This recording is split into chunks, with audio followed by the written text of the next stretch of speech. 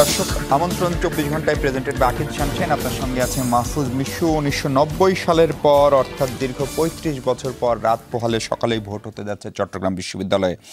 27,000 voter তাদের ভোটাধিকার প্রয়োগ করে শিক্ষার্থী সংসদে তাদের নেতৃত্ব নির্বাচন করতে যাচ্ছেন। এই দারুণ ঘটনাকে নিয়ে কথা বলতে চাই আমরা, খুঁজতে চাই এই নির্বাচনের সম্ভাবনার পথ কি হচ্ছে, কি হবে সেসব নিয়ে কথা বলবো আমরা। কথা বলার জন্য আমার সঙ্গে স্টুডিওতে আছেন বাংলাদেশ জাতীয়তাবাদী ছাত্রদল কেন্দ্রীয় কমিটির যুগ্ম সাধারণ সম্পাদক মানসুরা আলম। মানসুরা, স্বাগত আপনাকে। আমার সঙ্গে আছেন আবু তৌহিদ মোহাম্মদ সিয়াম সিনিয়র যুগ্ম আহ্বায়ক বাংলাদেশ গণতান্ত্রিক ছাত্র সংসদ কেন্দ্রীয় কমিটি। সিয়াম, আপনাকেও স্বাগত। এবং চট্টগ্রাম থেকে এই মুহূর্তে আমার সঙ্গে যুক্ত আছেন আজাদ হোসেন, বাংলাদেশ ছাত্র ফেডারেশন চট্টগ্রাম বিশ্ববিদ্যালয় শাখার আহ্বায়ক। আজাদ, আপনাকেও স্বাগত। আজাদ, আপনাকে দিয়ে আলোচনা শুরু করতে চাই এবং আমি আশা করছি কিছুক্ষণের মধ্যে আমার সঙ্গে পারভেজ, চট্টগ্রাম বিশ্ববিদ্যালয় ইসলামী ছাত্র শিবিরের সাধারণ সম্পাদক পারভেজ যুক্ত হওয়ার কথা, তিনি এখনো হননি। আব্দুল্লাহ নোমান, চট্টগ্রাম বিশ্ববিদ্যালয় জাতীয়তাবাদী ছাত্র দলের চট্টগ্রাম বিশ্ববিদ্যালয় শাখার সাধারণ সম্পাদক আব্দুল্লাহ নোমান আমাদের সঙ্গে যুক্ত হয়েছেন। নোমান, নিশ্চয়ই শুনতে পাচ্ছেন আপনি। আমি একটু আজাদকে দিয়ে আলোচনাটা শুরু করতে চাই নোমানের ফ্রেমটা ঠিক করতে। আজাদ, এই 35 বছর পরে একটি ছাত্র সংসদ নির্বাচন আপনারা পেতে যাচ্ছেন এবং রাত পোহালে এই ভোট। এখন পর্যন্ত চট্টগ্রাম বিশ্ববিদ্যালয়ের ভোট নিয়ে আপনাদের প্রাথমিক পর্যবেক্ষণ কি? নির্বাচনের পর আগের পরিবেশ কেমন ছিল এবং আগামীকালকের দিনটা অর্থাৎ রাত পোহালে যে ভোটের দিন সেটি ভালো, সুস্থ, স্বাভাবিক কাটানোর ব্যাপারে কতখানি আশাবাদী আপনারা?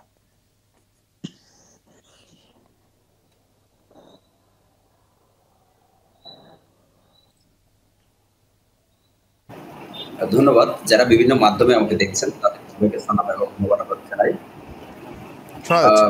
দীর্ঘ 35 বছর পর চাকসু নির্বাচন অনুষ্ঠিত হচ্ছে এবং এই চাকসু নির্বাচনের জন্য আমাদের দীর্ঘ একটা সংগ্রাম আছে।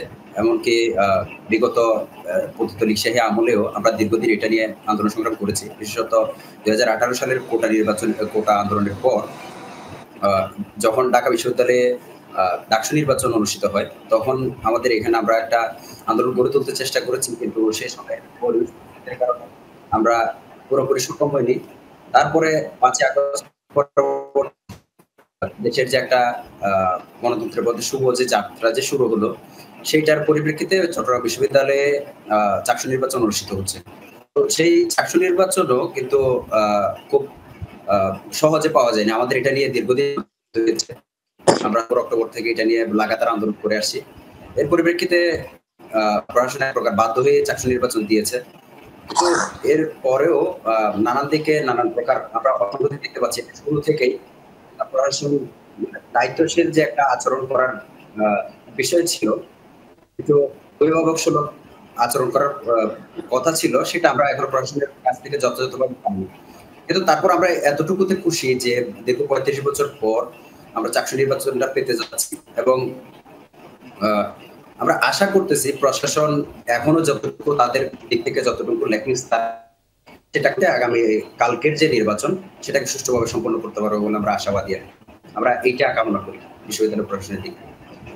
জি জি, দারুণ, আপনার আশা পূর্ণ হোক। আমি একটু আমাদের সঙ্গে নোমান আছেন, জাতীয়তাবাদী ছাত্রদল চট্টগ্রাম বিশ্ববিদ্যালয় শাখার সাধারণ সম্পাদক। নোমান, আপনাদের সহযোদ্ধা আজাদ বলছিলেন, তিনি ছাত্র ফেডারেশনের আহ্বায়ক, যে প্রশাসনের উপরে এখন পর্যন্ত তারা আস্থা রাখতে চান। আমরা দুটো ছাত্র সংসদ নির্বাচন দেখেছি, ঢাকা বিশ্ববিদ্যালয় এবং জাহাঙ্গীরনগর বিশ্ববিদ্যালয় শিক্ষার্থী সংসদের নির্বাচন দেখেছি। এখন পর্যন্ত নির্বাচনের যা পরিবেশ, অর্থাৎ নির্বাচন পূর্ব যা পরিবেশ, তাতে কালকের দিনটা কেমন কাটবে বলে আপনাদের ধারণা, আপনাদের মূল্যায়ন, পর্যবেক্ষণ?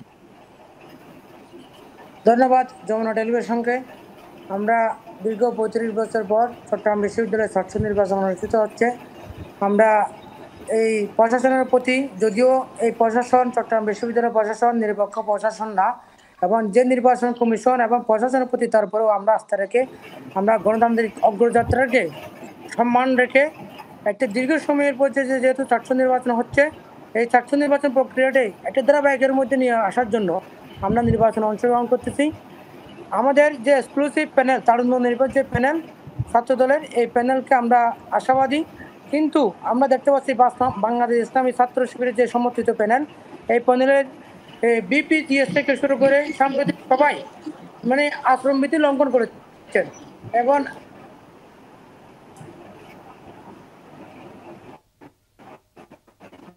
আমার ধারণা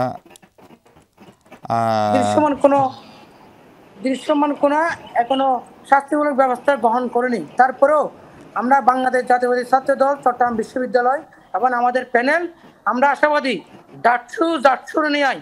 চারশো নির্বাচন হবে না, বিতর্কিত হবে না। আমরা আস্থা রাখতে চাই, আমরা শেষ পর্যন্ত নির্বাচনের মাঠে থাকবো এবং এই প্রশাসন এবং নির্বাচন কমিশন কতটুকু নিরপেক্ষতা বজায় রাখতে পারবে সেটা আমরা নির্বাচন শেষ পর্যন্ত দেখব। কি ধরনের আচরণবিধি লঙ্ঘনের অভিযোগ আপনারা করেছেন প্রশাসনের কাছে? আমরা ক্লাসরুমে গিয়ে বুট চাওয়া এবং সাউন্ড সিস্টেম ব্যবহার করা। সাম্প্রতিক গতকাল 0 পয়েন্টে বিশ্ববিদ্যালয়ের পার্শ্ববর্তী 0 পয়েন্ট মসজিদের যে মাঠে একটা সাউন্ড সিস্টেম ব্যবহার করে এবং টিভি স্ক্রিন ব্যবহার করে ছাত্র শিবির সমন্বিত প্যানেল মিটিং করেছে। এই মিটিংয়ে আচরণবিধি লঙ্ঘন করা হয়েছে। এই আচরণবিধির যে লঙ্ঘনের যে ভিডিও এবং ডকুমেন্ট আমরা নির্বাচন কমিশনের হাতে দিয়েছি, কিন্তু এরপরও নির্বাচন কমিশন এখনো পর্যন্ত কোনো দৃশ্যমান যে শাস্তিমূলক ব্যবস্থা গ্রহণ করেনি। তাহলে কি এটা এর মাধ্যমে কি বোঝাচ্ছে? নির্বাচন কমিশনের প্রতি যে আমাদের একটা আস্থার জায়গা আছে, আস্থার জায়গাটা প্রতিনিয়ত নষ্ট হচ্ছে। জি জি, আমি একটু সিয়াম আপনার কাছে আসতে চাই। বাংলাদেশ গণতান্ত্রিক ছাত্র সংসদ যদিও 5 আগস্টের পরে আপনাদের দলের যাত্রা শুরু, কিন্তু জুলাই গণ অভ্যুত্থানের একদম সম্মুখ সারির যোদ্ধা আপনারা। মূলত আপনাদের নেতৃত্বে মানসুর আরা সহ অন্যান্য যে ছাত্র সংগঠনগুলো তারা সামনে ছিলেন না, আপনারা তখন যারা বৈষম্যবিরোধী ছাত্র আন্দোলনের ব্যানারে আপনারা সামনে ছিলেন। ডাকসু এবং জাকসুতে সেই বাকছাসের যে ভরাডুবি, চূড়ান্ত রকমের ভরাডুবি আমরা দেখলাম, সেটার কারণ কি? সেটি একটি প্রশ্ন। এবং দ্বিতীয় প্রশ্ন হচ্ছে যে চট্টগ্রাম বিশ্ববিদ্যালয় কেন্দ্রীয় ছাত্র সংসদে আপনাদের প্যানেল নেই কেন? যদিও 9 জন আলাদা আলাদাভাবে নির্বাচন করছেন, কিন্তু সম্মিলিতভাবে আপনারা কেন প্যানেল দিতে পারলেন না? আচ্ছা, প্রথমত যেটা আপনি বললেন যে চূড়ান্ত রকমের ভরাডুবি, আমি আসলে এই কথাটার সাথে একমত না।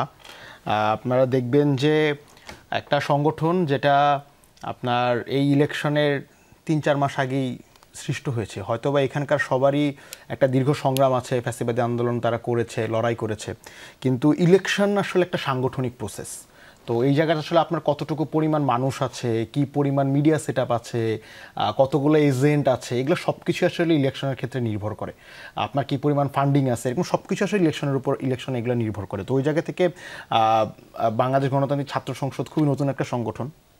এরপরেও আপনার যেটাকে পরবর্তী ইলেকশনের পরে ফ্রেম করা হয়েছে যে ভরাডুবি, আমি যদি বলি যে ডাকসু ইলেকশনেও বিভিন্ন হলের ভিপিজিএস, এজিএস সহ অনেকগুলো হলে ফুল প্যানেল সহ, আমি মূলত কেন্দ্রীয় ছাত্র সংসদের কথা, ফুল প্যানেল সহ প্রায় 19 জন, এবং জাহাঙ্গীরনগর বিশ্ববিদ্যালয়ে আপনার শিবির সমর্থিত প্যানেলের বাইরে সাংগঠনিক জায়গা থেকে শুধুমাত্র বাকছাসেরই 2 জন মানুষ আপনার কেন্দ্রীয় ছাত্র সংসদে জয়ী হয়েছে এবং প্রায় 8টা পদে তারা দ্বিতীয় অবস্থান অর্জন করেছে। তো সেই জায়গা থেকে আমি মনে করি এটা আসলে চূড়ান্ত রকমের ভরাডুবি না। কিন্তু আপনি যদি পাবলিক মানুষপটে আপনাদেরকে যে প্রত্যাশার কথা বলেন, হ্যাঁ, সেই অর্থে আমরা আর কি, হ্যাঁ, মানে এইটা সত্য যে আমাদের আসলে আরও অনেক ভালো করার সুযোগ ছিল, সেই ভালোটা আমরা করতে পারি নাই। এবং এটার পেছনে যতটুকু আমাদের দায় আছে আমরা অবশ্যই স্বীকার করি। সাংগঠনিকভাবে আমরা গুছায় উঠতে পারি নাই, আমাদের পলিটিক্যাল লাইন আমরা ঠিকমতো তখন পর্যন্ত তৈরি করতে পারিনি। এটা আমাদের ইলেকশনে খারাপ রেজাল্ট করার পেছনে একটা দায় আছে। এর পাশাপাশি আমরা ডাকসু নির্বাচনে দেখেছি যে প্রশাসনের একটা নির্দিষ্ট দলের প্রতি এক ধরনের মনোভাব, জাহাঙ্গীরনগর আসলে তার ঊর্ধ্বে ছিল না। এবং শুধুমাত্র এটা না, আমরা এখন যেহেতু সোশ্যাল মিডিয়া নির্ভর অনেক কিছু হয়, তো সেই জায়গা থেকে আমরা ইলেকশনের সময় খেয়াল করেছি, ইলেকশনের আগে থেকেই বাংলাদেশের এই অনলাইন মিডিয়া আসলে একটা নির্দিষ্ট সংগঠন, একটা নির্দিষ্ট গোষ্ঠী আসলে নিয়ন্ত্রণ করে। তারা মানুষের পারসেপশন নিয়ন্ত্রণে তারা ভূমিকা রাখে। ইভেন অনেক প্রার্থীদের মানসিকতাকে নষ্ট করে দেওয়া, তার শক্তি সামর্থ্যের জায়গাকে নষ্ট করে দেওয়া, অনলাইনে বুলি করার মাধ্যমে, এইসব জায়গা আসলে আমরা প্যানেল দেন নাই কেন? চট্টগ্রাম বিশ্ববিদ্যালয়ে আমাদের প্যানেলের ক্ষেত্রে যেটা হয়েছে, ওইখানে সংগঠনটা আমরা একদমই আমাদের যে কমিটিটা, সেই কমিটিটা একদম চাকসুর আগেই আমরা কমিটিটা দেওয়া হয়েছে। সাংগঠনিকভাবে আমরা ওইখানে এখন পর্যন্ত শক্তিশালী জায়গায় আসতে পারি নাই, কিন্তু এটা ট্রু যে ওইখানকার ইন্ডিভিজুয়াল মানুষগুলো ক্যাম্পাসের জন্য একটা গুড ফেস, তারা অনেক দিন ধরে ক্যাম্পাসে লড়াই করে এসেছে। তো সেই জায়গা থেকে আমরা আসলে ওই স্বাধীনতাটা তাদেরকে দিতে চেয়েছি যে তারা এক একজন যদি একই পদে ইলেকশন করতে চায়, সেইটা সেই স্বাধীনতা তারা ভোগ করতে পারে। কারণ এটা ট্রু, এটা বাস্তবতা স্বীকার করতে হবে। আমরা সাংগঠনিকভাবে এখন পর্যন্ত সেই শক্তি সামর্থ্য অর্জন করতে পারি নাই, যেটা ছাত্র দলের আছে, যেটা ছাত্র শিবিরের আছে, সেটা আমরা অর্জন করতে পারি না, যে কারণে আসলে আমরা ওখানে চিটাগাং প্যানেল দিতে পারি না। বাট আমরা এরপরও বিলিভ করি যে যারা আসলে গণতান্ত্রিক ছাত্র সংসদের মেম্বার, তাদের তো আসলে আলাদা করে বলার দরকার নেই যে তারা সাধারণ শিক্ষার্থী বা তারা আসলে অন্য দলের, তারা তো গণতান্ত্রিক ছাত্র সংসদেরই। তো তারা স্বতন্ত্রভাবে প্যানেলে ইলেকশন করলেও মানুষজন আসলে এটা জানবেই তারা আসলে গণতান্ত্রিক ছাত্র সংসদের। আমরা হয়তো বা ডাকসু বা জাকসুর মতো এখানে একটা পূর্ণাঙ্গ প্যানেল দিতে পারি না, ইনশাআল্লাহ আগামীবার আমরা সেদিকে সিরিয়াসলি আপনারা চাকসু নির্বাচনটা অবশ্যই আমরা সিরিয়াসলি চাকসু নির্বাচন করছি। এবং সেটা আপনি খেয়াল করবেন যে চাকসু ইলেকশন হওয়ার পেছনে যতগুলো মানুষের ব্যাপক ভূমিকা আছে, চট্টগ্রাম বিশ্ববিদ্যালয়ে যারা আন্দোলন করে, সেখানে আসলে গণতান্ত্রিক ছাত্র সংসদের অনেকগুলো মানুষ এটার সাথে জড়িত। কিন্তু আমরা সাংগঠনিক জায়গা থেকে আমাদের মানুষগুলোকে স্বতন্ত্রভাবে ইলেকশন করার জন্য। আমি একটু আমার প্রোডাকশন টিমকে জানতে চাই, আমরা কি মোহাম্মদ পারভেজকে পেয়েছি? মোহাম্মদ পারভেজ বাংলাদেশ ইসলামী ছাত্র শিবির সাধারণ সম্পাদক, চট্টগ্রাম বিশ্ববিদ্যালয় শাখা, আমাদের সঙ্গে যুক্ত হওয়ার কথা, এখন পর্যন্ত তাকে আমরা যুক্ত করতে পারিনি। আমি একটু মানসুরা আপনার কাছে আসতে চাই। ডাকসু এবং জাকসুর পরে কেন্দ্রীয় ছাত্রদল কি চাকসু নিয়ে কতখানি আশাবাদী, নাকি একই রকম ঘটনার পুনরাবৃত্তি দেখতে হবে আপনাদেরকে? ধন্যবাদ আপনাকে। আমরা সাংগঠনিক উপায়ে ডাকসু, জাকসু এবং দেশের সকল বিশ্ববিদ্যালয় যেগুলোতে আমাদের সাংগঠনিক ইউনিট আছে এবং আমরা যেগুলোতে শিক্ষার্থীদের জন্য কাজ জারি রেখেছি, সেই সব জায়গায় যতগুলো ইলেকশন হয়েছে এবং আগামীতে সম্ভাব্য যেসব ইলেকশন হবে, সব ইনস্টিটিউশনে আমরা আমাদের কার্যক্রম জারি রেখেছি এবং সেই ইলেকশনে অংশগ্রহণ করা, পূর্ণ প্যানেল দিয়েই সেই সব ইলেকশনে অংশগ্রহণ আমরা করে এসেছি এবং করব। এবং তারই ধারাবাহিকতায় ডাকসু, জাকসু বা আগামীকাল এবং আগামী পরশুদিন অনুষ্ঠিতব্য চাকসু, রাকসু সবকটি ছাত্র সংগঠনকে, ইনস্টিটিউশনের ইলেকশনকে আমরা একই মর্যাদায় এবং একই গুরুত্বের সাথে নিয়েছি। তো আপনারা দেখতে পারেন যে আমরা ডাকসুতে আমাদের প্রচারণার কার্যক্রম যেমন ছিল, আমরা যেভাবে আমাদের প্ল্যান সাজিয়েছিলাম, শিক্ষার্থীদের কাছে পৌঁছেছি এবং একই সাথে কিন্তু তখন জাকসুও চলছিল, জাকসুর কার্যক্রমও চলছে, যেহেতু 2 দিন আগে পিছিয়ে ছিল। তো আমরা সেই কার্যক্রমও একই সাথে চালিয়েছি এবং একই ঘটনায়, সেম ঘটনা কিন্তু চাকসু রাকসুর ক্ষেত্রেও ঘটছে। এবং হ্যাঁ, আপনারা দেখবেন যে আমাদের প্যানেলে যারা আছে, প্যানেলের এখন আগামী পরশু এবং আগামীকাল অনুষ্ঠিতব্য 2টি ছাত্র সংসদের ইলেকশনে সবাই নতুন রেগুলার শিক্ষার্থী এবং নতুন পার্সপেক্টিভ তারা সামনে নিয়ে আসতে পারছেন, শিক্ষার্থীদেরকে তারা সেটা বুঝাতে পেরেছেন। যদিও এটা বলা হয় যে ওই 2টি চট্টগ্রাম বিশ্ববিদ্যালয় এবং রাজশাহী বিশ্ববিদ্যালয়ে এক ধরনের মিথ আছে যে হ্যাঁ, একটি ছাত্র সংগঠনের সেখানে খুব ভালো অবস্থান যুগ যুগ ধরে। তো সেই জায়গা থেকে আমাদের শিক্ষার্থীরা, আমাদের ক্যান্ডিডেটেরা, তারা মানুষের কাছে যে ফ্রেশ পার্সপেক্টিভ নিয়ে যেতে পেরেছেন এবং শিক্ষার্থীরা সেটাকে অ্যাপ্রিসিয়েট করছেন। তো আমরা আশাবাদী যে হয়তো আমরা সেখানে ডাকসু, জাকসুর মতো ঘটনা ঘটবে না এবং আমরা সেখানে, এবং প্রশাসন যারা আছে তারাও এখন পর্যন্ত, যদিও অনেক ধরনের অভিযোগ আছে আচরণবিধি সংক্রান্ত, কিছুক্ষণ আগে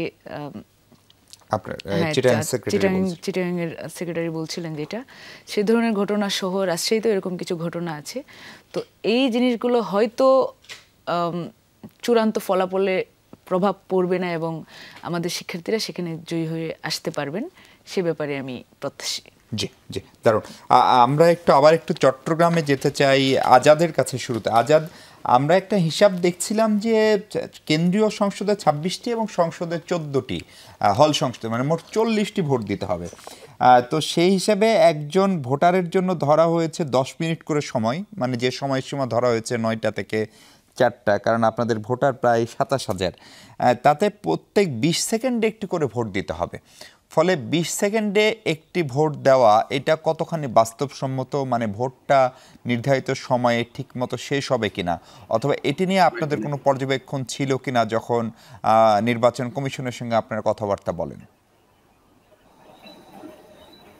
ধন্যবাদ। আপনি বললেন 20 সেকেন্ডে একটা করে ভোট দিতে হবে, মানে যদি আমি ওভারঅল ভোটার সংখ্যা এবং হচ্ছে তাদের যে ভোটটা কাস্ট করতে হবে সেটার যদি আমি একটা অ্যাভারেজ করি আর কি, তো এইটার দিক থেকে এইটা নিয়ে আমাদের শুরু থেকে কনসার্ন ছিল এবং আমরা বারবার করে বলেছি যে যথাযথ নিরাপত্তা নিশ্চিত করে ভোট কেন্দ্রের সংখ্যা বাড়ানোর কথা বলেছি। কিন্তু প্রশাসন কেন জানি মনে হয়েছে যে এখানে কোন একটা প্রশাসন সন্তুষ্ট করতে যাচ্ছে সে অনুযায়ী হচ্ছে। আপনি যদি প্রশাসনের সাথে আমাদের যে শিক্ষার্থীদের যে বিভিন্ন সময় ডায়লগ গুলো হয়েছে, অফিসে যে ডায়লগ গুলো হয়েছে সেগুলোর দিকেও যদি তাকান, তাহলে এখানে লক্ষ্য করবেন যে প্রশাসন কেমন জানি একটা নির্দিষ্ট গোষ্ঠী বা পক্ষকে কোনো ধরনের অনৈতিক সুবিধা দিতে যাচ্ছে, বা যেটা আমরা সাধারণত যে জিনিসটা আমরা পাচ্ছি না সেটা অন্যদেরকে দেওয়া হচ্ছে। এবং ওই দিক থেকে মানে এটা কোনো বৃহত্তর কোনো পরিকল্পনার অংশ কিনা সেটা আপনারা যাচাই করে দেখতে পারেন। তবে আমরা যেটা খোলা চোখে যেটা দেখি সেটা হচ্ছে এই যে এত অল্প ভোট কেন্দ্রের মধ্য দিয়ে এতগুলা ভোট কাস্ট করা, সেটা খুবই ডিফিকাল্ট একটা কাজ। এবং তারপর আমরা পজিটিভ থাকতে চাই যে আমরা আশা করতেছি যে প্রশাসন এই জায়গাতে তাদের আন্তরিকতার কোনো ঘাটতি রাখবে না। আমরা শেষ পর্যন্ত এই নির্বাচনটা লড়ে যেতে চাই আর কি, যদিও বা আশঙ্কার জায়গাটা কোনোভাবেই ছেড়ে দেওয়া যাচ্ছে না। জি জি, আমি একটু নোমানের কাছে একই প্রশ্ন নিয়ে যেতে চাই। নোমান, যদি আমাকে শুনতে পান, এই যে 20 সেকেন্ডে একটি ভোট দেওয়া অথবা 10 মিনিটে 40টা ভোট দেওয়া একজনের, এইটা কতখানি বাস্তবসম্মত? এবং ধরেন আবহাওয়া, কারিগরি নানান জটিলতা সেগুলো যদি থাকে, তাহলে এটি ভোটের উপরে কোনো প্রভাব ফেলবে কিনা, বা এটি নিয়ে আপনাদের কোনো কনসার্ন ছিল কিনা, সেটি নির্বাচন কমিশনকে জাতীয়তাবাদী ছাত্রদল চট্টগ্রাম বিশ্ববিদ্যালয় শাখা জানিয়েছে কিনা? আমরা 20 সেকেন্ডে আজকে আসলে একটা বিট দেওয়া করে অনেক দুরূহ ব্যাপার। আমরা চট্টগ্রাম বিশ্ববিদ্যালয়কে বেশ কয়েকবার, যে আমাদের সাথে যখন বৈঠক হয়েছিল নির্বাচন সংক্রান্ত, আমরা বেশ কয়েকবার জানিয়েছি বুথের সংখ্যা বাড়ানো এবং কেন্দ্রের সংখ্যা বাড়ানো। কিন্তু বিশ্ববিদ্যালয় প্রশাসন অন্য কারো পক্ষ নিয়ে বারবার অন্য কোনো দল এবং বিশেষ গোষ্ঠী যখন যেটা সাজেস্ট করে, ওই সাজেস্ট অনুযায়ী বিশ্ববিদ্যালয় প্রশাসন চলে। যেহেতু আমাদের এই প্রশাসন নিরপেক্ষ প্রশাসন না, এটা এবং রাজশাহী এবং রাজশাহী বিশ্ববিদ্যালয় এবং চট্টগ্রাম বিশ্ববিদ্যালয়ের প্রশাসন হচ্ছে জামাতি প্রশাসন। এই প্রশাসন থেকে আমরা নিরপেক্ষতার যে জায়গা, আস্থার যে জায়গা, এই আস্থার জায়গাটা আমরা রাখতে পারতেছি না। তারপরেও আমরা যে আমাদের দাবি দেওয়া, এই বিভিন্ন সময় দাবি দেওয়া, আমরা আমাদের দাবি ছাত্রী সংশ্লিষ্ট দাবি দেওয়া আমরা উত্থাপন করেছি, চেষ্টা করেছি। কিন্তু এই চেষ্টা করার পরও বিশ্ববিদ্যালয় প্রশাসন বারবার উদাসীনতার পরিচয় দিচ্ছে। আসলে 20 সেকেন্ড একটা ভোট দেওয়া সকল ভোটারদের জন্য একটা আসলে দুরূহ ব্যাপার। এটা তো চিন্তার বিষয় আছে, মনস্তাত্ত্বিক একটা বিষয় আছে। কিন্তু নোমান, ধরেন এই যে এখন আপনি বলছেন এটা দুরূহ বিষয়, এটা প্রায় অসম্ভব, বিশ্ববিদ্যালয়ের প্রশাসন একটি বিশেষ দলের বা জামাতি প্রশাসন, কিন্তু এগুলোর কোনোটাই তো নতুন না। এগুলো সব জেনে বুঝে ঢাকা বিশ্ববিদ্যালয়, জাহাঙ্গীরনগর বিশ্ববিদ্যালয় অভিজ্ঞতার পরেও তো আপনি নির্বাচনে গিয়েছেন, এবং ভোটের আগের দিন যখন এরকম কথা বলেন, সেটি আপনার দলের নেতাকর্মীদেরকে খানিকটা ডিমোরালাইজ করে কিনা, অথবা এটি ভোটের আগে এক ধরনের নিজের মানে কি বলে, এক ধরনের কোনো খারাপ সংখ্যা থেকে এরকম বলছেন কিনা? যে ঠিক বুঝি নাই, শেষটা আমি শুনি নাই।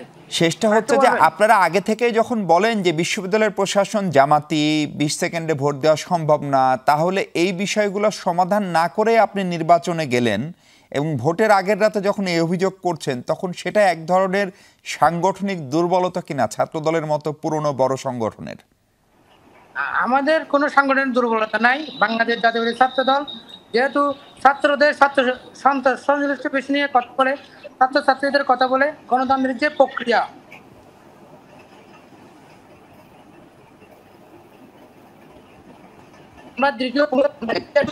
আমরা চেয়েছিলাম দীর্ঘ সময়, যেহেতু মানুষ ছাত্র জনতা এবং ভোট দিতে পারে না, দীর্ঘ সময় পর আমরা চেয়েছিলাম একটা স্বাস্থ্য নির্বাচন হচ্ছে, এই গণতান্ত্রিক প্রক্রিয়াকে অব্যাহত রাখার সাথে ছাত্রছাত্রীদের সংশ্লিষ্ট বিষয়ের সাথে আমরা নির্বাচনে অংশগ্রহণ করেছি।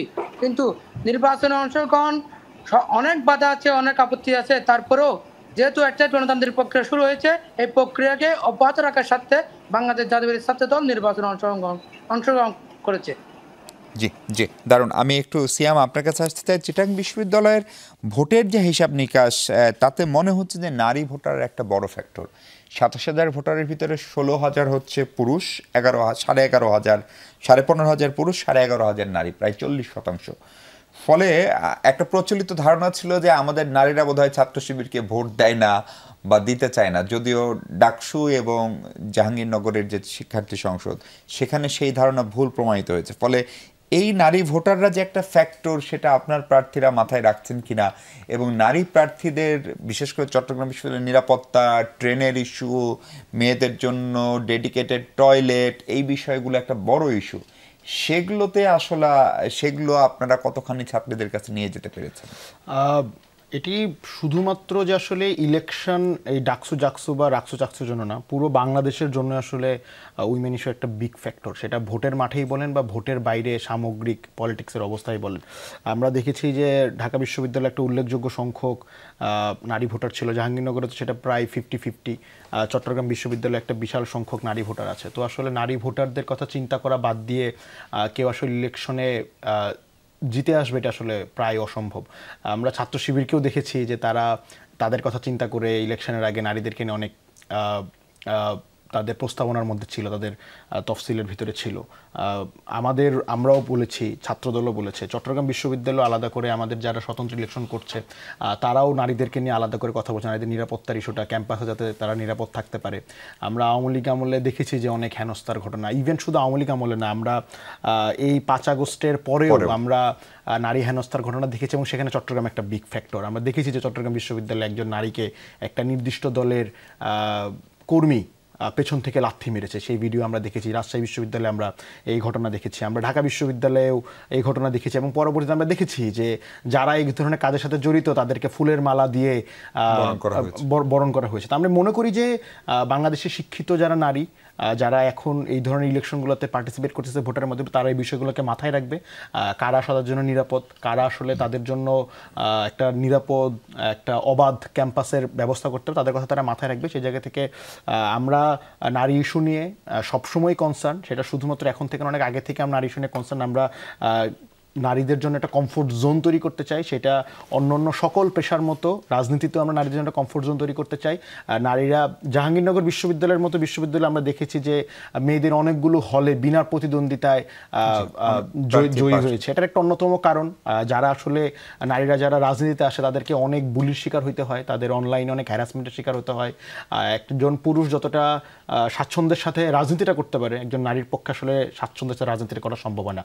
আমার এখানে মানসুর আপা আছে, মানসুর আপা নিজেও আসলে এটার ভুক্তভোগী, সে জানে যে আসলে অনলাইনে কি পরিমাণ হ্যারাসমেন্টগুলো হয়। সেটা আসলে এই ইস্যুতে আবার কেন জানি না প্রত্যেকটা পলিটিক্যাল পার্টি এক অভিন্ন অবস্থায় আছে, এবং তারা সেম কাজগুলো করে, প্রত্যেকটা পলিটিক্যাল পার্টি এই কাজগুলো করে। তো সেই জায়গা থেকে আমরা এটা নিয়ে অধিক সচেতন, এবং আমরা বিশ্বাস করি চট্টগ্রাম বিশ্ববিদ্যালয়ে এই 5 আগস্টের পরে যারা নারী হেনস্থার সাথে জড়িত ছিল সরাসরি সম্মুখে, তাদের ব্যাপারে চট্টগ্রাম বিশ্ববিদ্যালয়ের নারী শিক্ষার্থীরা একটা সঠিক সিদ্ধান্ত তারা নিয়েছে। জি মানসুরা, আপনার ধরেন জুলাই আগস্ট গণ অভ্যুত্থানের আগে পরে আপনার যে সংগ্রাম, একটা তো হচ্ছে দলের নেতা হিসাবে মাঠের সংগ্রাম, আর একটা হচ্ছে অনলাইনের সংগ্রাম, প্রতিরোধের সংগ্রাম, সেটা আমরা দেখেছি। সেই জায়গায় এই যে প্রায় 11,500 নারী ভোটার, তাদের যে নিজস্ব এজেন্ডা, সেগুলোকে আকর্ষণ করার ক্ষেত্রে আপনার দল অর্থাৎ জাতীয়তাবাদী ছাত্র দল কতখানি উদ্যোগী হয়েছে, বা কেন্দ্রীয় ছাত্র দল সেটা মনিটরিং করার বা জানা বোঝার সুযোগ পেয়েছে কিনা, সেটি শুনবো। তার আগে ছোট্ট একটা বিরতি নিয়ে দর্শক ফিরছে একটু পরেই, আমরা আমাদের সঙ্গে থাকুন।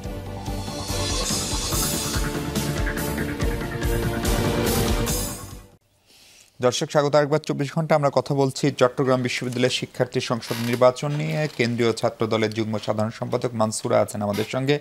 মানসুরা, নারী ভোটার চট্টগ্রাম বিশ্ববিদ্যালয়ে একটা বড় ফ্যাক্টর, সেটি জাহাঙ্গীরনগরেও ছিল, অবশ্যই ঢাকা বিশ্ববিদ্যালয়েও ছিল, কিন্তু সেই জায়গায় নারী ভোটারদের কাছাকাছি ছাত্রদল ভোটের যে হিসাব তাতে মনে হচ্ছে পৌঁছাতে পারেনি। চট্টগ্রামে জাহাঙ্গীরনগর বা ঢাকার শিক্ষা নিয়ে আপনারা নারী ভোটারদের কাছে পৌঁছানোর জন্য বিশেষ কোনো কৌশল বা নির্দেশনা আপনারা চট্টগ্রাম বিশ্ববিদ্যালয়ের ছাত্রদলকে দিয়েছিলেন কিনা? নারী ভোটার যেহেতু একটা গুরুত্বপূর্ণ ফ্যাক্টর সবসময়ই থাকে, তো তার জন্য ডাকসু এবং জাকসু দুই জায়গাতে কিন্তু আমাদের কার্যক্রম চালানো হয়েছে। এবং আপনি জানেন যে জাকসুতে আমাদের যিনি জিএস প্রার্থী তিনি একজন নারী, সুপার 2 পদের একজন নারী ছিলেন। এবং ঢাকা বিশ্ববিদ্যালয়েও আমাদের নেতারা যারা ছিলেন, যারা ইলেকশনে অংশগ্রহণ করেছেন, তারা যথেষ্ট নারী বান্ধব। তাদের প্রিয়র কোনো হিস্ট্রি বাদেই তাদেরকে কিন্তু সেভাবে অবস্থান তৈরি করা হয়েছিল। কিন্তু দুঃখজনকভাবে যে ঘটনাগুলো ঘটেছে ডাকসুর কেন্দ্রে বিভিন্ন ধরনের অভিযোগ সহ, এবং আমাদের সুদীর্ঘ ইতিহাস এখানে না থাকার ফলে, যে আমরা অনেক দিন ক্যাম্পাসের বাইরে ছিলাম, হয়তো আমরা অন্তত 2 থেকে 3টি ব্যাচের সাথে আমরা সংযোগ স্থাপন করতে ব্যর্থ হয়েছি কোনোভাবে, যে আমরা বিশ্ববিদ্যালয়ে আসার পরে আমরা একটি ব্যাচ পেয়েছি যাদের সাথে আমরা পুরোপুরি সংযুক্ত হতে পেরেছি। আমাদের বিপরীতে যারা ছিল তারা বিভিন্নভাবে তাদের নিজেদেরকে সামাজিক কার্যক্রম বা অন্যান্য কার্যক্রমের মধ্য দিয়ে তারা কিন্তু বিশ্ববিদ্যালয় ক্যাম্পাসে অবস্থান করেছিল, আমরা পারিনি। তো যার জন্য নারীদের ক্ষেত্রে কিন্তু নিজের পরিচিতি এবং পরিচিতিটা খুবই গুরুত্বপূর্ণ, যে একজন নারী কাকে ভোট দিবে।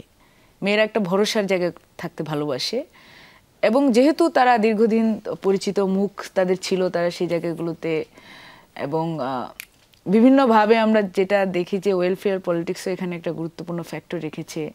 যে আমরা মনে করি আমরা ছাত্রদল, আমরা ছাত্র সংগঠন, আমাদের হয়তো একদম আনলিমিটেড কোনো সোর্স থাকবে না টাকা পয়সার বা ফান্ডিংয়ের, কিন্তু আমরা দেখেছি যে ঢাকা বিশ্ববিদ্যালয়ে, জাহাঙ্গীরনগর সহ সারা দেশের বিভিন্ন জায়গায় সেই ধরনের একটি ছাত্র সংগঠনের পক্ষ থেকে বিভিন্ন ধরনের সাপ্লিমেন্ট সরবরাহ করা হয়েছে মেয়েদের হল সহ বিভিন্ন জায়গায়, এবং এটা একটা পজিটিভ ইম্প্যাক্ট তাদের উপর রেখেছে। এবং আমি যেটা দেখছি যে হয়তো প্রথমবারের মতো এই জিনিসটা কাজ করেছিল মানুষের মনে, যে হ্যাঁ এটা ভালো কাজ, কিন্তু দিন দিন হয়তো শিক্ষার্থীরা, এবং যেহেতু জাকসুর ক্ষেত্রে এই ঘটনাগুলো ঘটেছে, এবং চিটাগাংয়ের যে ইতিহাস আছে এখানে নারীর নিপীড়নের, এবং আপনি দেখবেন যে কয়েকদিন আগেও চিটাগাং ইউনিভার্সিটির সাথে একটি গ্রামের সংঘর্ষ হয়েছিল, সেখানে কিন্তু শিক্ষার্থীরা, বিশেষ করে নারী শিক্ষার্থীরা অনেক অরক্ষিত ছিলেন, এবং সেখানে ছাত্র সংগঠন হিসেবে সেই সমস্যা নিরসনে ছাত্রদল একটা ভূমিকা রেখেছিল।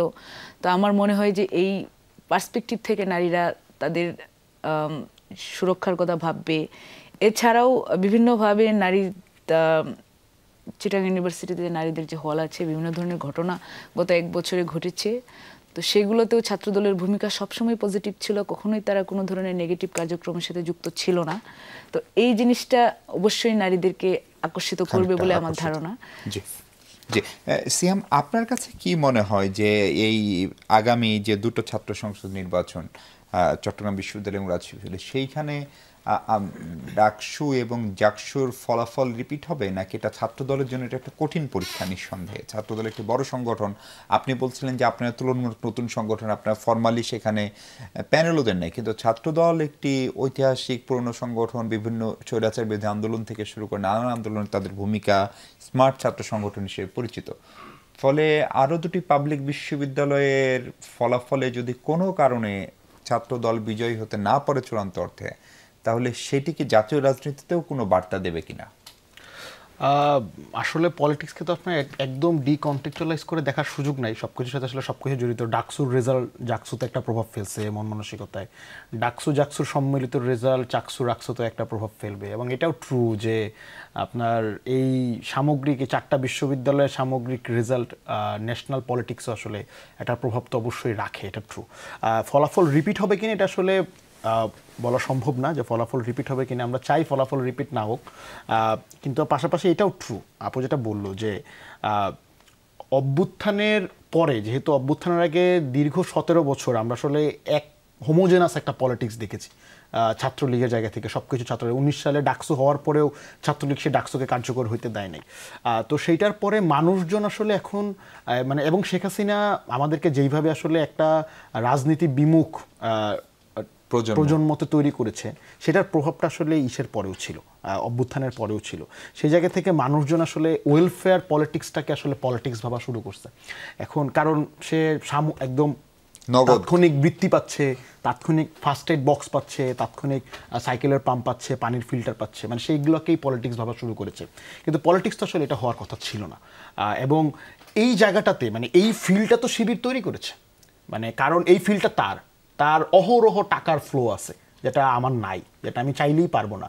সে চাইলেই ক্যাম্পাসের 1000 ছাত্রকে ল্যাপটপ দিতে পারে, সে চাইলেই ক্যাম্পাসের 2000 ছাত্রকে বৃত্তি দিতে পারে, তার 1000 কোটি টাকার বিজনেস আছে, তার বিভিন্ন প্রতিষ্ঠান আছে, যেটা আসলে আমার নাই, যেটা আমি করতে পারবো না।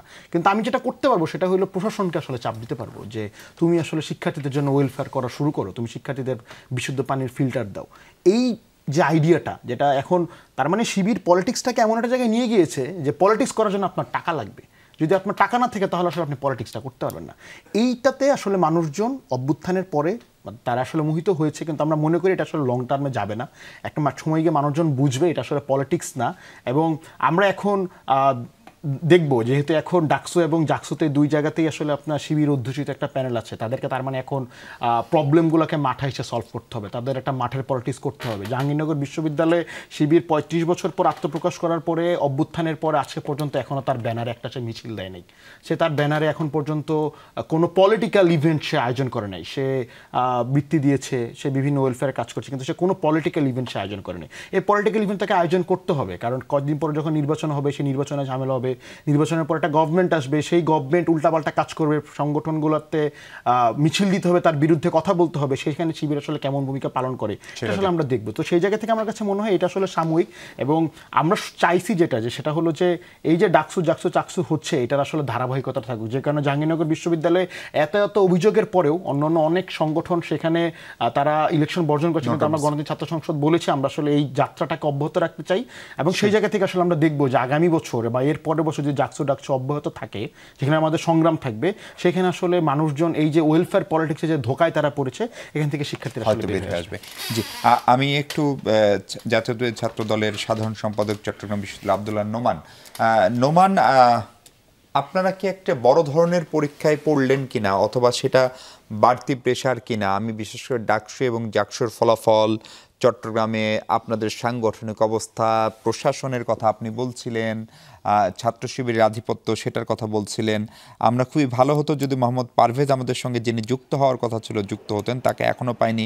নোমান, সেই প্রেশারটা বাড়তি চাপ অনুভব করছে কিনা ছাত্রদল চট্টগ্রামের নির্বাচনে? ডাকসু আসলে ছাত্রদল পঠন পরীক্ষায় এটা আসলে ভুল। আমরা পঠন পরীক্ষায় না, কিন্তু আমরা প্রতিযোগিতা থাকার পরেও এখন হার জিত আছে। কিন্তু ডাকসু আর জাকসু আমি যেটা বললাম, এটা হচ্ছে বিতর্কিত একটা নির্বাচন, এটা বিতর্কিত আয়োজনের একটা নির্বাচন। এই নির্বাচন কীভাবে বিতর্ক সৃষ্টি করছে এটা আমরা ইলেকট্রনিক মিডিয়া, প্রিন্ট মিডিয়া আলো ভালোভাবে প্রকাশ করেছেন। কিন্তু আমরা এই ছাত্রদল, আমাদের কোনো সাংগঠনিক দুর্বলতা নাই। ছাত্রদল সবসময় আমরা যে গণতান্ত্রিক আন্দোলন, আমরা গুপ্ত ছিলাম না, আমরা ওপেন ছিলাম। স্যার বলা ছাত্র সংগঠন হচ্ছে বাংলাদেশ জাতীয়বাদী ছাত্রদল, যেটা আমরা হামলা মামলা নির্যাতন সহ্য করে আজকের এই জায়গায় আমরা উত্তীর্ণ।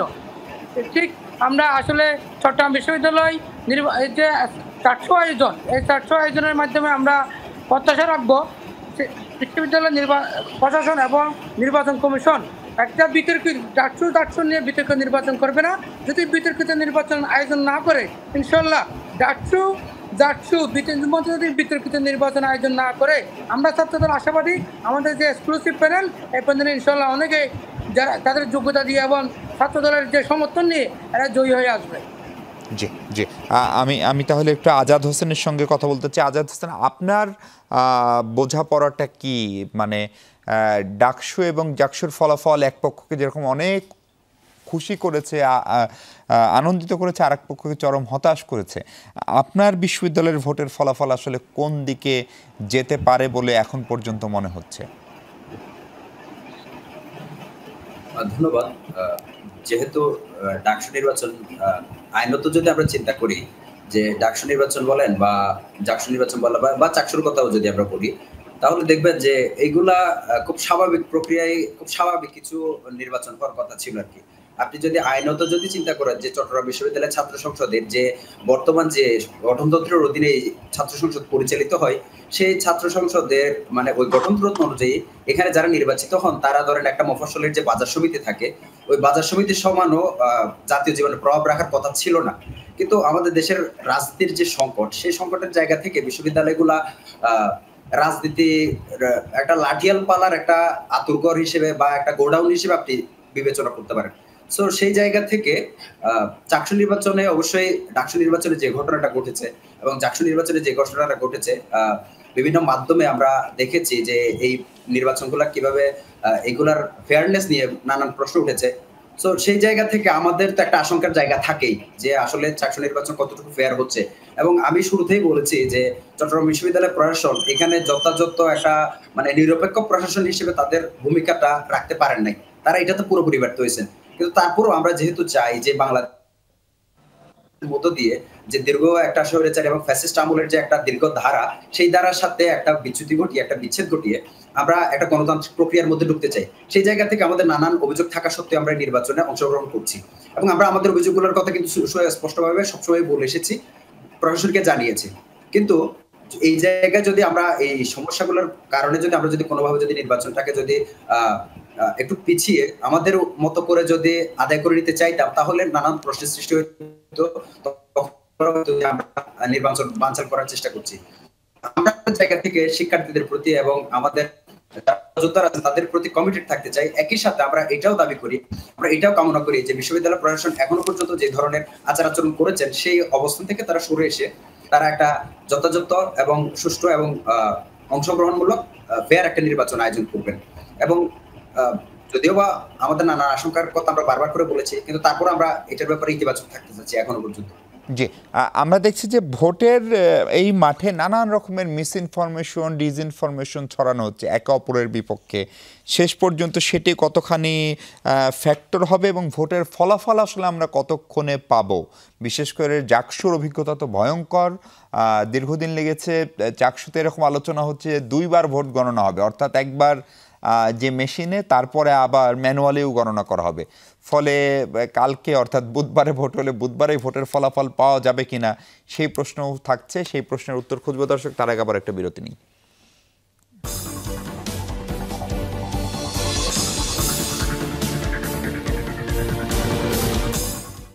দর্শক, বিরতির পর স্বাগত আরেকবার। আমরা কথা বলছি চট্টগ্রাম বিশ্ববিদ্যালয়ের শিক্ষার্থী সংসদ নির্বাচন নিয়ে। আমাদের সঙ্গে আব্দুল্লাহ নোমান আছেন, চট্টগ্রাম বিশ্ববিদ্যালয় জাতীয়তাবাদী ছাত্র দলের সাধারণ সম্পাদক। তিনি এই মুহূর্তে নেই। আজাদ আছেন আমাদের সঙ্গে, ছাত্র ফেডারেশনের আহ্বায়ক চট্টগ্রাম বিশ্ববিদ্যালয়ের। আজাদ, এই আপনাদের নির্বাচনে আমরা দেখলাম বেশ মিসইনফরমেশন, ডিসইনফরমেশন ছড়ানো হচ্ছে আগে থেকেই, ফলে সেটি কোনো ধরনের সংকট তৈরি করতে পারে কিনা এবং ভোটের ফলাফল আসলে কতক্ষণে হবে বলে আপনারা প্রত্যাশা করছেন?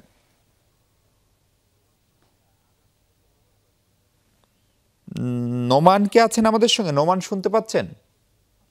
জি, এখন শুনতে পাচ্ছি। জি নোমান, আপনাদের এই ভোটে আমরা দেখলাম পরস্পরকে কাদা ছোড়াছড়ি, বিশেষ করে সামাজিক যোগাযোগ মাধ্যমে বেশ মিসইনফরমেশন, ডিসইনফরমেশন ছড়ানো হচ্ছে। সেটি একটি জায়গা, সেটি কতখানি প্রভাবিত করবে নির্বাচনকে? এবং আপনি যদি ছোট করে এটাও বলেন যে নির্বাচনের ফলাফল আসলে কতক্ষণে হতে পারে? যে একটু যদি কাইন্ডলি আবার বলতে, আমার নেট প্রবলেম।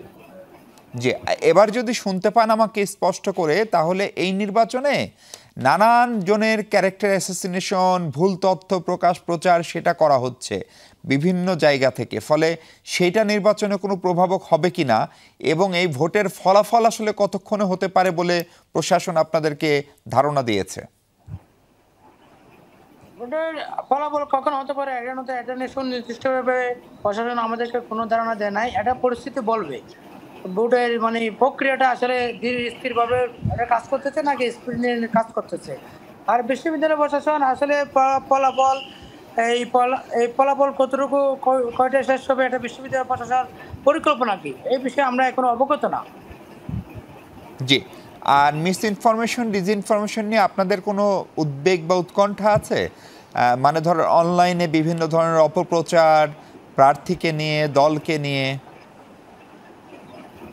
অবশ্যই আমাদের এটা নিয়ে আমরা যথেষ্ট উৎকণ্ঠার জায়গা, যেহেতু ডাকসুতে আবিদকে যেভাবে সকাল 8টায় যেভাবে অনলাইন মিডিয়ার মাধ্যমে এই যে বেকাতে ফেলা হয়েছে, ঠিক একই কৌশল এখানে নেওয়া হতে পারে। আমরা উৎকণ্ঠার জায়গা অবশ্যই এই জায়গায়। জি জি, আমাদের সাথে আজাদ আছেন। আজাদ, আপনাকেও একই প্রশ্ন করে আপনাদেরকে বিদায় দিতে চাই। আজাদ, ছাত্র ফেডারেশনের আহ্বায়ক আপনি, এই নির্বাচনে মিসইনফরমেশন, ডিসইনফরমেশন কতখানি ফ্যাক্টর হলো শেষ পর্যন্ত? ধন্যবাদ। দীর্ঘদিন ধরে আমরা এখানে চট্টগ্রাম বিশ্ববিদ্যালয়ে দীর্ঘদিন ধরে দেখে আসছি, বিশেষত 5 আগস্টের পরে এই ধরনের এই ধরনের অ্যাক্টিভিজমগুলো বেশি বাড়ছে বলে আমার মনে হয় আর কি। যে এই ধরনের ব্যাপারগুলা এর আগে আমি আমার ক্যাম্পাসে দীর্ঘ যে আমার পড়াশোনা প্রায় শেষের দিকে, এই সময়টাতে আমি এই ধরনের কোনো কার্যক্রম কখনোই দেখিনি, যে একটা মানুষের যে ক্যারেক্টার অ্যাসাসিনেশনের যে কাজগুলো। তো এইটা একটা সুনির্দিষ্ট গোষ্ঠী, আমি নামটা না বলি কিন্তু এটা সবাই জানে কারা এই কাজগুলো করে। তো আমি যেটা দেখলাম সেটা হচ্ছে আমাদেরই প্যানেল, আমাদের যে বিনির্মাণ শিক্ষার্থী ঐক্য যে প্যানেল, এই প্যানেলের যিনি এজিএস পদে নির্বাচন করছেন পলাশ দে, যার ব্যালট নম্বর 7, উনাকে নিয়ে বেশ কিছু ভিডিও, কিছু বানানো, কিছু স্ক্রিনশট এবং নানা ধরনের মানে ডিসইনফরমেশন ছড়ানোর নানা ধরনের চেষ্টা আমি দেখলাম আর কি। যে পলাশ কিছু মানুষের ন্যায্য কিছু আন্দোলনে নিজের সমর্থন জানিয়েছিলেন। এখন ওই ন্যায্য আন্দোলনে সে কেন সমর্থন জানালেন, এইটার উপর ভিত্তি করে তাকে বলা হচ্ছে যে বিচ্ছিন্নতাবাদী, সে বাংলাদেশের সার্বভৌমত্বের জন্য হুমকি, এই ধরনের কথাবার্তা বলা হচ্ছে। এখন বিশ্ববিদ্যালয় প্রশাসনের দিক থেকে কিন্তু এই ধরনের কোনো ব্যবস্থা এখনো পর্যন্ত আমরা নিতে দেখি নাই, যে এই ধরনের যে ডিসইনফরমেশন গুলো ছড়ানো হচ্ছে সেটার ব্যাপারে তারা কোন ধরনের ব্যবস্থা নেবেন, এটা কিন্তু বিশ্ববিদ্যালয় প্রশাসন ক্লিয়ার করে নাই। আর দ্বিতীয়ত যে অনলাইন মাধ্যমে যে এই ধরনের স্মিয়ার ক্যাম্পেইন, ক্যারেক্টার অ্যাসাসিনেশন গুলোর মধ্য দিয়ে যে সম্ভাবনা যে প্রার্থীগুলো আছেন তাদেরকে যে ভুল পথে চালিত করা হবে, এই ঘটনাগুলো যে ডাকসুতে ঘটেছে এইগুলো কিন্তু অজানা কিছু ছিল না। কিন্তু বিশ্ববিদ্যালয় প্রশাসন কেন এই জায়গাগুলোতে ওই রকম দায়িত্বশীল আচরণের পরিচয় দেন নাই, আমাদের কাছে জিনিসটা ক্লিয়ার না। দ্বিতীয়ত যে বিশ্ববিদ্যালয় প্রশাসন যে আচরণবিধি দিয়েছিলেন, ওই আচরণবিধিতে তারা কিন্তু ভাষাভাবে বোঝানোর চেষ্টা করেছিলেন, যে ভাষাভাবে কিছু কথাবার্তা বলা ছিল যে নির্বাচনের আচরণবিধি বলে কি হবে, কিন্তু তারা, আমার যেটা মনে হয় যে একটা সুনির্দিষ্ট গোষ্ঠীকে সুবিধা দেওয়ার লক্ষ্যে তারা যে জায়গাগুলোতে খুব স্ট্রিক্ট ব্যবস্থা নেওয়া উচিত ছিল সেই ব্যবস্থাগুলো নিতে পারেনি। আমি আপনাকে থামাই, কারণ আমার হাতে একদম সময় নেই। সিয়াম, আপনি যদি একটু মিস ইনফরমেশন, ডিসইনফরমেশন, এটা একটা গ্লোবাল সংকট আসলে এখন, ফলে এই নির্বাচনগুলোতে এটি যেভাবে প্রভাব বিস্তার করছে, সামনে আমাদের জাতীয় সংসদ নির্বাচনের কথা হচ্ছে, আপনারাও বিভিন্ন প্রক্রিয়ার ভিতর দিয়ে যাচ্ছেন, ফলে সেইটা মোকাবেলায় আসলে আমরা কতখানি প্রস্তুত? মনে হয় না একদমই প্রস্তুত। আমাদের ছাত্র ফেডারেশনের আহ্বায়ক ভাই নামই বলতে চাচ্ছে না, কারণ সে জানে যে সংগঠনটার যদি নাম সে এখন বলে একটু পরেই সেই টকশো শেষ করার আগেই তাকে নিয়ে 8-10টা পেজ থেকে বিভিন্ন ধরনের মিস ইনফরমেশন, ডিসইনফরমেশন পোস্ট দেওয়া হবে। আমি আজকে এই টকশোতে আসতে এরকম একটা বিষয় আমাকে নিয়ে ডিল করতে আসতেছিলাম। আমি নিজে জিএস প্রার্থী ছিলাম, একদম ইলেকশনের আগের দিন থেকে শুরু করে ইলেকশনের পরে একদম প্রায় 7-8 দিন পর্যন্ত বিভিন্ন ধরনের নামে বেনামে পেজ, বিভিন্ন ফেক আইডি, এগুলো থেকে আমাদেরকে ইচ্ছে মতো যত ধরনের ক্যারেক্টার অ্যাসোসিয়েশন করা যায় সেটা করা যায়, আমরা আওয়ামী লীগ আমলে আসলে আমরা দেখি নাই। এবং সবচেয়ে মজার ব্যাপারটা হলো যারা এটা করে তারা আমরা জানি, কারণ ওই পেজগুলোতে ঢুকলে বোঝা যায় যে তারা আসলে কাদের এজেন্ডা বাস্তবায়ন করছে। মজার ব্যাপারটা হলো তারাই আবার সবচেয়ে বেশি কথা বলে, মানে তাদের যে নেতারা তারা এসে আমাদেরকে ঐক্যের কথা বলে, তারা একদম তাদের ফেসবুক পোস্টটা খুবই পরিচ্ছন্ন, খুবই ভদ্র, এবং তারা কোনো কিছুর দায় নিবে না। তারা একদম সবাই, তারা বলে যে গুজবের বিরুদ্ধে, তারা মিসইনফরমেশনের বিরুদ্ধে, কিন্তু তাদের পালিত বট আইডি, তাদের পালিত বিভিন্ন ফেসবুক ফেক পেজ, তারা আসলে এই ক্যারেক্টারাইজেশনের জায়গাটাতে খেলে। এখন ব্যাপারটা হলো যেহেতু 17 বছর ধরে আমাদের ভিতরে একটা রাজনৈতিক বিমুখতা তৈরি হয়েছে, ওই শিক্ষার্থীরা যখন দেখে যে একজন নির্দিষ্ট ব্যক্তিকে নিয়ে 8-10টা ভিন্ন পেজ থেকে একই ধরনের গুজব ছড়ানো হচ্ছে, তখন সে আসলে একদমই যে 20 সেকেন্ডে যখন ভোটটা দিতে যায় তখন তার মাথায় আসলে এটা হিট করে যে আসলে আমি এতজন যেহেতু বলেছে, এতগুলো আইডি থেকে যেহেতু তার বিরুদ্ধে আমি এই গল্পটা শুনেছি, তাহলে সে আসলেই মনে হয় 10 টাকা না খেলে 1 টাকা তো খাইছে। মানে এই ঘটনাগুলো ঘটছে এবং এটা জাতীয় ইলেকশনের জন্য হ্যাম্পার্ড। আমরা অলরেডি দেখেছি, আমরা শুনেছি গ্রামগঞ্জে যারা কন্টেন্ট ক্রিয়েটর, তাদেরকে অনেক রাজনৈতিক সংগঠন হায়ার করেছে ইলেকশনের সময়, তাদেরকে কাজে লাগাবে, এরকম আমরা গল্প শুনছি। এবং এটা জাতীয় ইলেকশনে বড় একটা প্রভাব ফেলবে। গভর্নমেন্টের উচিত এই বিষয়ে এখনই শক্ত অবস্থান না, এবং আইন শৃঙ্খলা বাহিনীর উচিত আসলে এই জায়গাটাতে এসে একটা শক্ত অবস্থান নিয়ে এই জায়গাটা লাগানোটা না। মানসুরা, মিস ইনফরমেশন, ডিসইনফরমেশন, আপনার টেকটা শুনতে চাই, বিশেষ করে এই সমস্ত নির্বাচনগুলো আপনার নিজের অভিজ্ঞতা থেকে। দেখুন, ইলেকশন পলিটিক্সে মিস ইনফরমেশন, ডিসইনফরমেশন সবসময় ফ্যাক্টর থাকে, এবং প্রতিপক্ষকে মানুষের সামনে হেয় করা এবং ঘায়েল করার একটা পদ্ধতি হিসেবে এটা সারা বিশ্বে চলে আসছে। বাংলাদেশেও অতীতে ছিল, সামনেও থাকবে।